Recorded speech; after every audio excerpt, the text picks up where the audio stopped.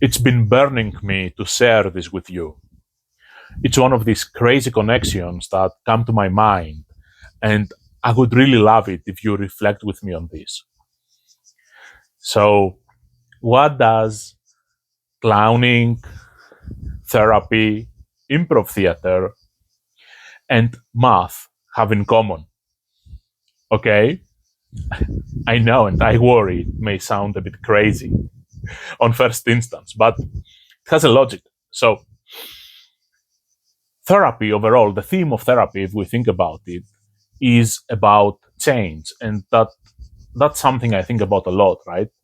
How we change, what it means to change, as also situations in our life change.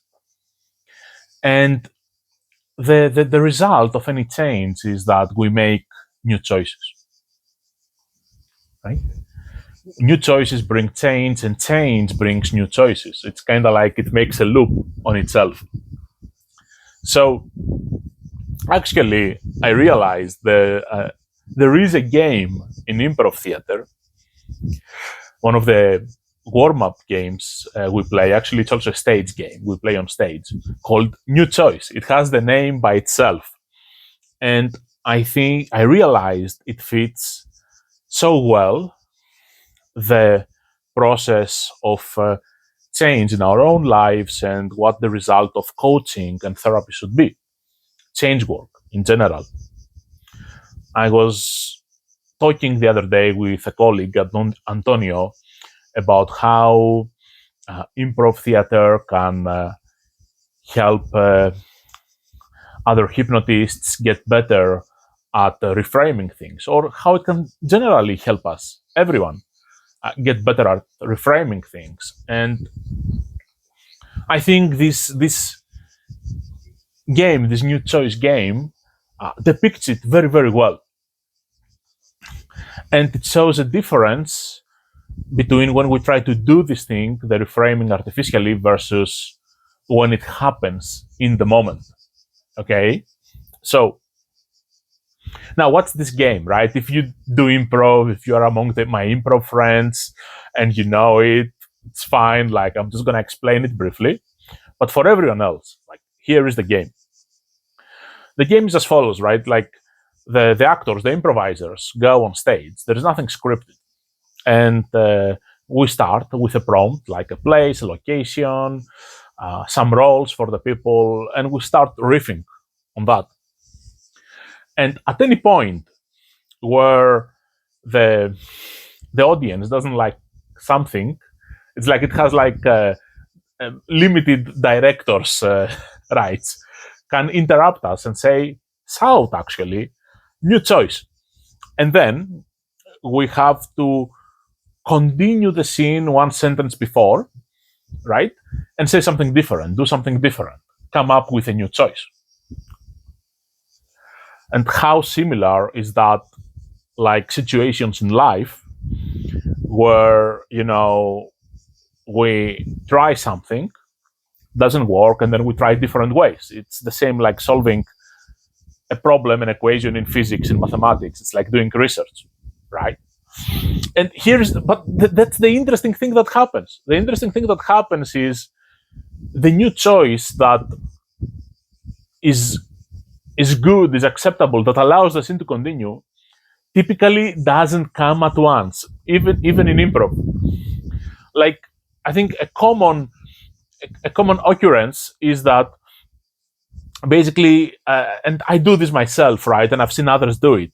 We try to come up with something different, a new choice, but that's still very similar to the thing that we were doing before. So let's say someone may say, and here is a pink cup, right? Audience shouts, new choice. And this person may say later, here is a green cup. Now, this is very similar. Obviously, it's not a very big new choice. So then the audience keeps shouting, right? New choice, because even without knowing, they fully knowing, they have an inner knowing that their need for a new choice hasn't been satisfied by very similar changes. And there comes a point, right, where someone may say, like, oh, here is a Dali vase. You can imagine how a Dali made vase could be, right? All like weird flowing shapes. And then the scene may continue, right? So we go in something very different that can still allow the scene to continue. And this creates a satisfaction. And of course, sometimes the audience wants to mess with us and keep shouting new choice, and that's also fine, but it's a different category. Now, and this is not how in life, like we sometimes, hit a wall and we keep trying something and we try and we feel we are trying. We feel like we try sometimes with the same way. As they say, it's the definition of madness, right? Trying the same thing that doesn't work again and again and expecting a different result, right? But at some point we get so fed up, right? Even if we try similar ways, that we try something completely different. Now, in NLP terms, that's a spontaneous reframe happening because our need to move forward has grown larger, and we have exhausted all the low-level solutions, or all the low-hanging fruits. And even science progresses like that. But okay, it's kind of like we go through some phase transition, if we speak in terms of thermodynamics, but that's another story. So it's so interesting, right? When we try things and they don't work, there is a point we get out of our reasoning. And then the surprising thing comes that allows things to move forward. Now, in clowning,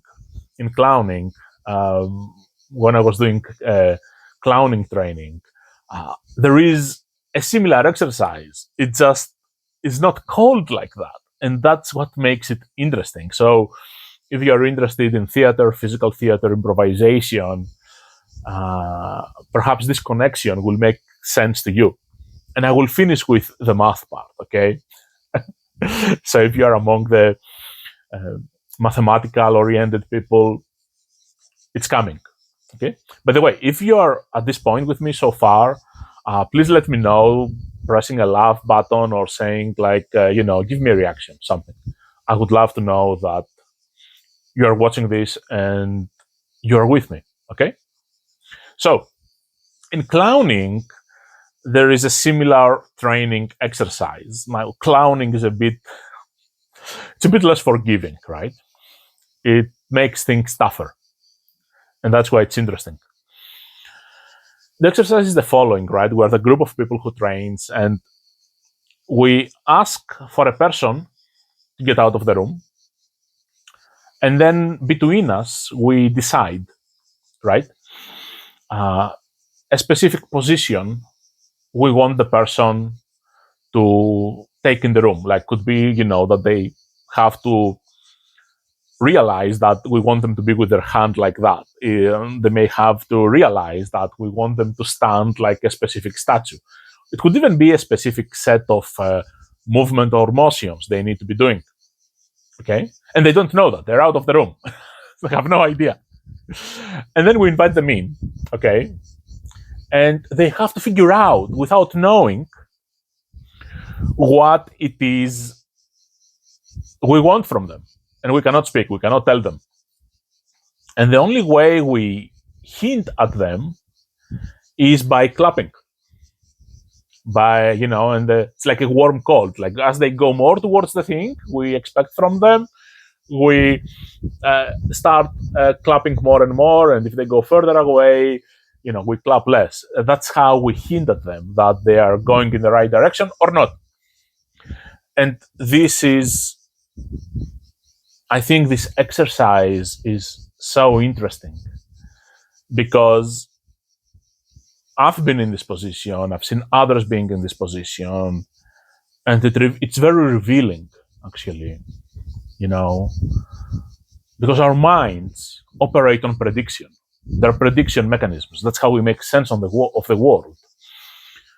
But here we are getting hints without being able from the other people, without being able to predict. And then there are these moments where a little, fear button, anxiety button, panic button turns on in our minds, and one can tell that this is happening when we get stuck. So it's a question, right? Like, are we stuck and then we feel anxious about something, or because we started feeling anxious because there is no prediction, we get stuck, right? And we get the feeling of stuckness. And the way in this exercise we observe the stuckness, let's say someone may be doing this movement and they don't get a reaction, and then they try back, right? And they don't get a reaction, and they get stuck in doing this back and forth, trying the same thing, seeing if they can get something, or they may try similar things. And so it's like there is a whole range of possibilities at this moment, like perhaps moving the other hand, perhaps, going and sitting on a chair or anything, that the mind forgets because it gets caught up in this loop in wanting this thing it does, to get the reward for this little thing it does. It wants this to be right because it wants to satisfy its inner prediction than listen the signs that come from externally. Just explore freely with the information that comes externally. This, in this case, from the people clapping. In other situations, could be just the signal the world sends us, right? And so this exercise is all about being open in the signals the world is sending us, and exploring the whole range of solutions without trying to predict in advance what works and what not. And effectively, it's about having the biggest range, the freedom, the inner freedom, to explore the biggest range of possibilities.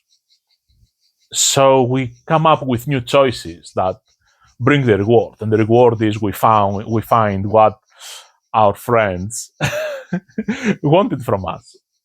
Right? It's being open to the world, to the signals of the world, and being in communication with the world outside, getting outside of our own heads. Right? It's about new choice in the end.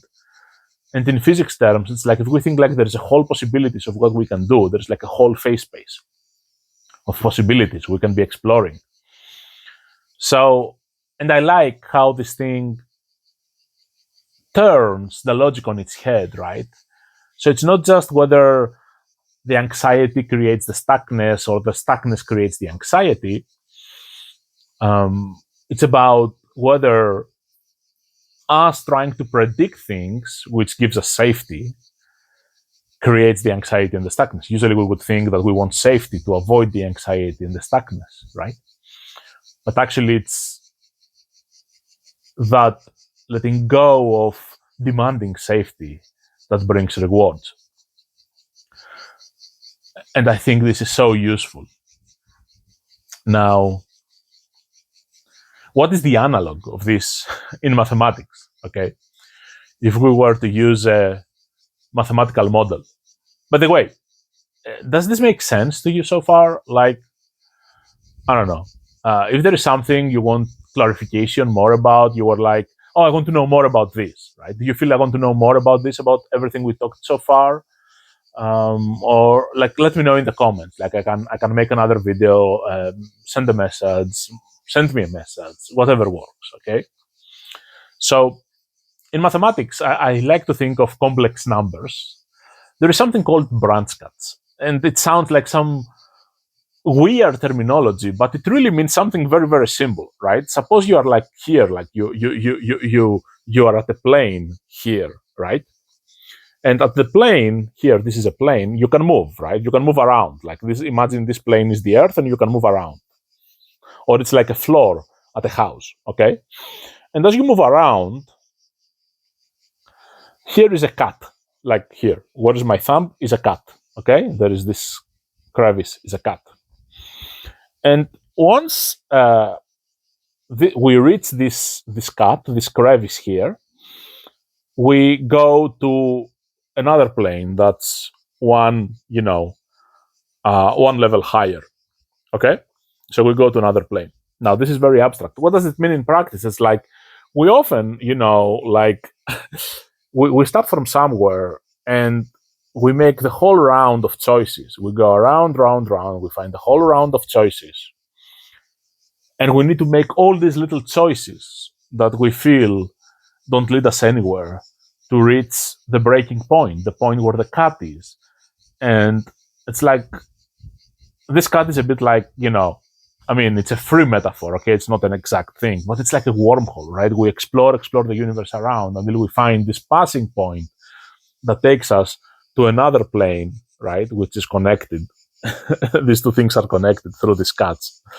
And then we have another whole space of choices to explore at a completely different level, right?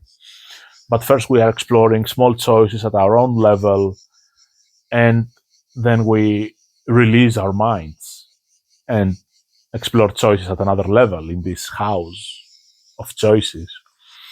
So, yeah, that's a mathematical analog. And I'm not sure, right? That's the thing I'm not sure about.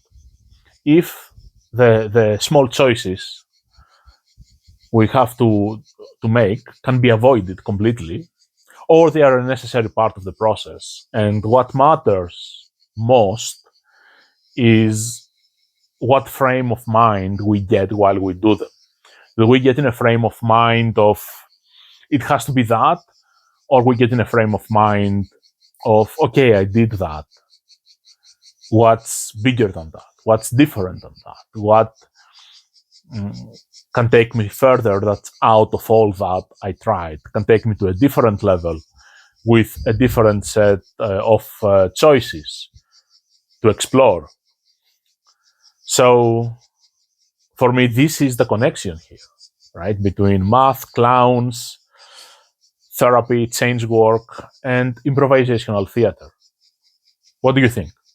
I'd love to know. Let me know, please. Thank you.